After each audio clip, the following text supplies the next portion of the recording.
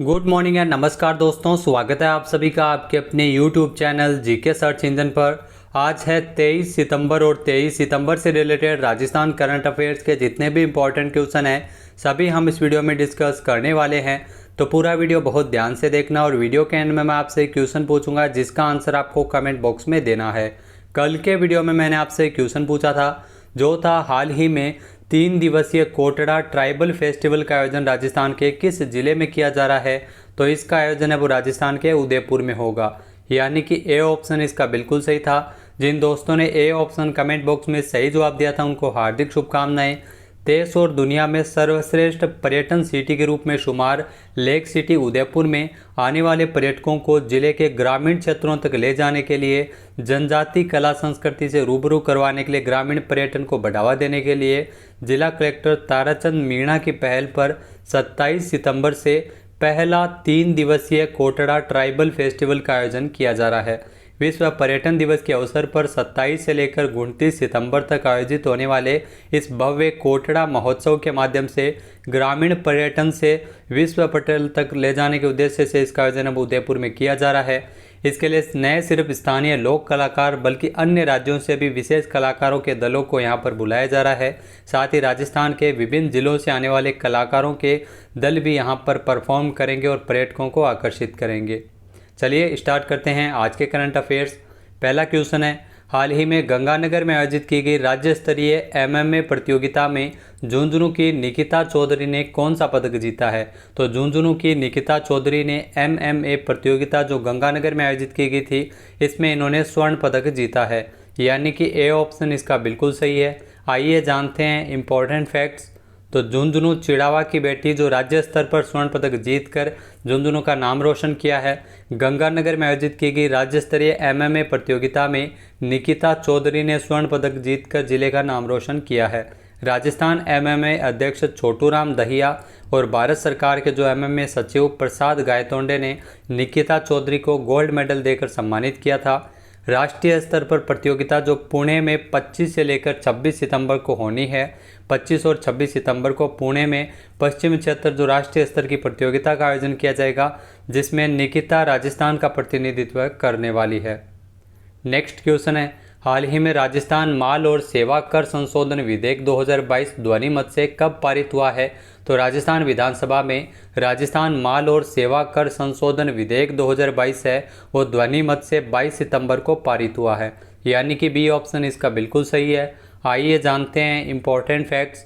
तो राजस्थान विधानसभा के द्वारा 22 सितंबर को राजस्थान माल और सेवा कर संशोधन विधेयक 2022 है वो ध्वनिमत से पारित कर दिया है।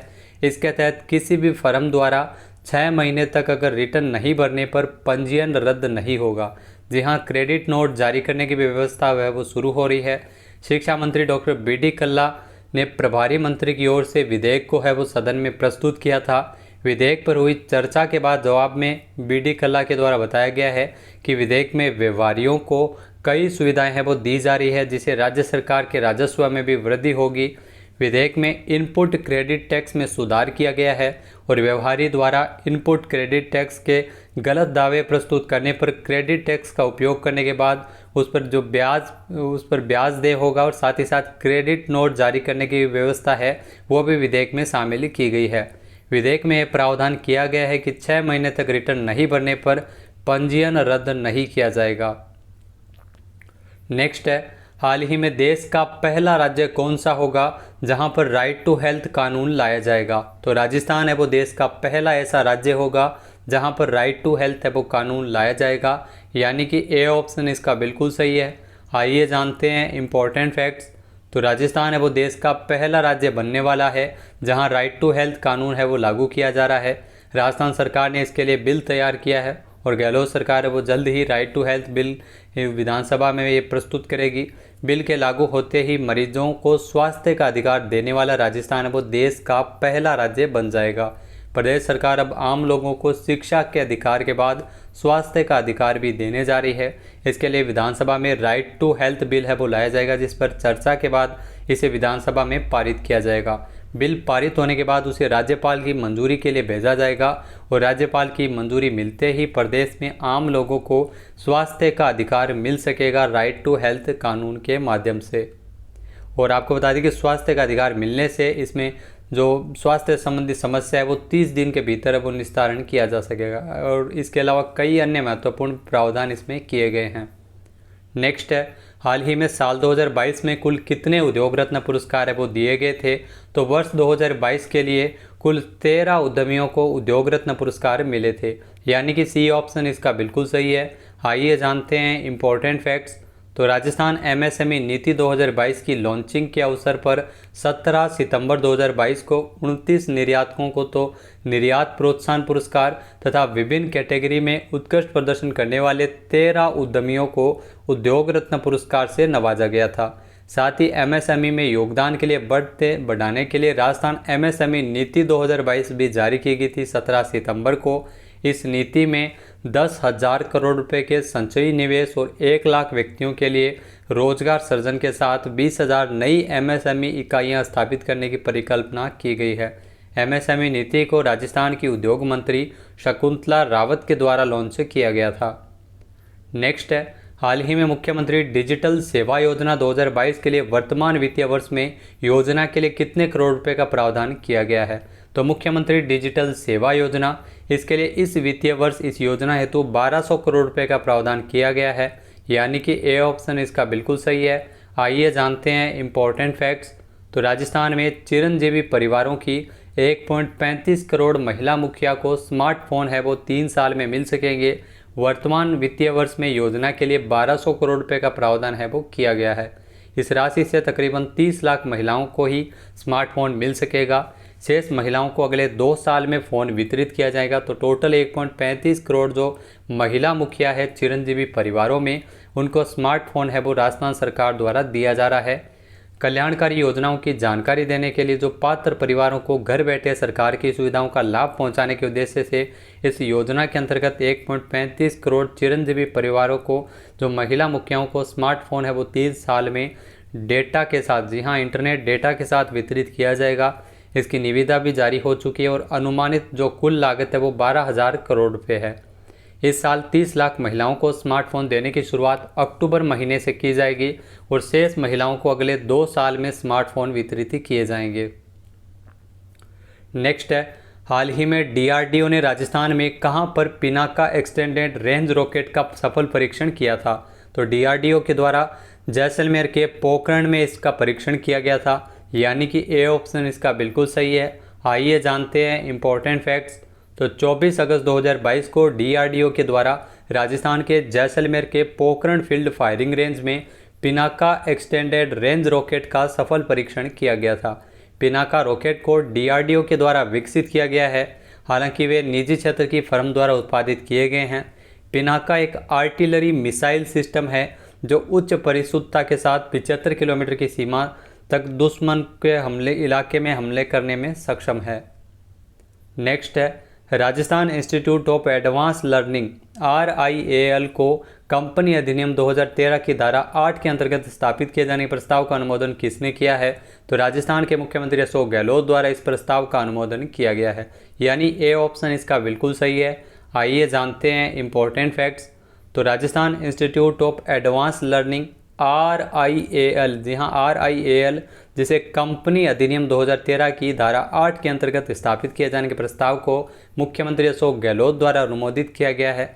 इसके माध्यम से जो प्रदेश में उद्योग की स्थापना की संभावनाओं में भी बढ़ोतरी होगी और राज्य में उन्नत तकनीक युक्त युवा शक्ति है वो उपलब्ध होगी। नेक्स्ट क्वेश्चन है, राजस्थान में खेलों का माहौल बनाने तथा खेल प्रतिभाओं को प्रोत्साहित करने के लिए शहरी ओलंपिक खेल के आयोजन की घोषणा किसने की है। तो राजस्थान के मुख्यमंत्री अशोक गहलोत ने जो राजीव गांधी ग्रामीण ओलंपिक खेल है जो राजस्थान में आयोजित किए जा रहे हैं, उसी की तर्ज पर अब शहरी क्षेत्रों में भी शहरी ओलंपिक खेल वो आयोजित किए जाएंगे, यानी कि ए ऑप्शन इसका बिल्कुल सही है। आइए जानते हैं इम्पोर्टेंट फैक्ट्स। तो मुख्यमंत्री अशोक गहलोत ने 29 अगस्त को जोधपुर में राजीव गांधी ग्रामीण ओलंपिक खेलों का उद्घाटन किया। राज्य में खेलों का माहौल बनाने के लिए, खेल प्रतिभाओं को प्रोत्साहित करने के लिए शहरी ओलंपिक खेल भी आयोजित किए जाएंगे। ग्रामीण अंचल में खेलों के प्रति रुचि बनाए रखने के लिए राजीव गांधी ग्रामीण ओलंपिक खेलों को हर वर्ष आयोजित करने का भी ऐलान किया है। साथ ही साथ खेलों के महाकुंभ के रूप में राष्ट्रीय खेल दिवस के अवसर पर 29 अगस्त को पहली बार राजीव गांधी ग्रामीण ओलंपिक खेल 2022 का राज्य स्तरीय शुभारंभ है वो जोधपुर से किया गया था।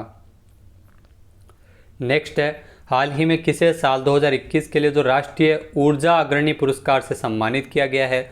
तो वर्ष 2021 के लिए राष्ट्रीय ऊर्जा अग्रणी पुरस्कार से नवाजा गया है राष्ट्रीय इस्पात निगम लिमिटेड को, यानी RINL को। ए ऑप्शन इसका बिल्कुल सही है। आइए जानते हैं इंपॉर्टेंट फैक्ट्स। तो राष्ट्रीय इस्पात निगम लिमिटेड RINL को साल 2021 के राष्ट्रीय ऊर्जा अग्रणी पुरस्कार से सम्मानित किया गया है। लगातार चौथी बार है जब राष्ट्रीय ऊर्जा अग्रणी पुरस्कार है वो RINL को मिला है। RINL ने यह पुरस्कार 21 सितंबर को नई दिल्ली में आयोजित किए गए ऊर्जा प्रबंधन कार्यक्रम में उत्कृष्टता के लिए 23वें राष्ट्रीय पुरस्कार के दौरान प्राप्त किया था। राष्ट्रीय इस्पात निगम लिमिटेड, जिसे ISO 5001 ऊर्जा प्रबंधन प्रणाली को अपनाने के लिए जो पहला एकीकृत इस्पात संयंत्र भी है।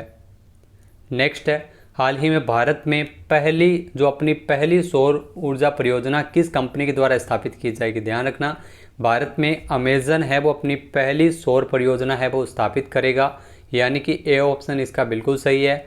आइए जानते हैं इंपॉर्टेंट फैक्ट्स।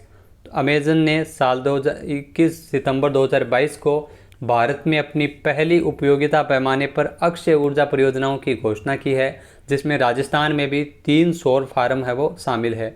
इसमें रिन्यू पावर द्वारा विकसित किए जाने वाली 210 मेगावाट की परियोजना तथा AMP एनर्जी द्वारा 100 मेगावाट की परियोजना और ब्रुकफील्ड अक्षय द्वारा 110 मेगावाट की परियोजना शामिल है। तो अमेजन के द्वारा जो अपनी सौर परियोजना है वो भारत में स्थापित की जाएगी। 21 सितंबर को इसकी घोषणा की गई है। इसके अतिरिक्त अमेजन ने भारत के 14 शहरों में अपने पूर्ति केंद्रों पर 23 नई सौर रूफटॉप परियोजनाओं को भी घोषणा की है। अब बात कर लेते हैं आज के हमारे क्विज की। तो आज का हमारा क्विज है, हाल ही में राजस्थान स्टेट कॉन्क्लेव का आयोजन कब किया गया था? एक बार फिर से सुनिएगा, हाल ही में राजस्थान स्टेट कॉन्क्लेव का आयोजन है वो कब किया गया था? इसका सही आंसर आपको कमेंट बॉक्स में देना है। और अगर ये वीडियो आपको पसंद आए तो इसे लाइक और शेयर करना बिल्कुल न भूलिएगा। चैनल पे नए हैं, सब्सक्राइब नहीं किया है तो अभी सब्सक्राइब बटन पर क्लिक करें। वीडियो की जो PDF फाइल है वो आप वीडियो के डिस्क्रिप्शन बॉक्स में टेलीग्राम चैनल का लिंक दिया हुआ होगा, जिसे आप ज्वाइन कीजिए, जहां पर आपको सारी PDF एक साथ मिल जाती है। क्वेश्चन का आंसर आप वोट करके भी कर सकते हैं। वीडियो देखने के लिए धन्यवाद। जय हिंद, जय भारत, जय राजस्थान।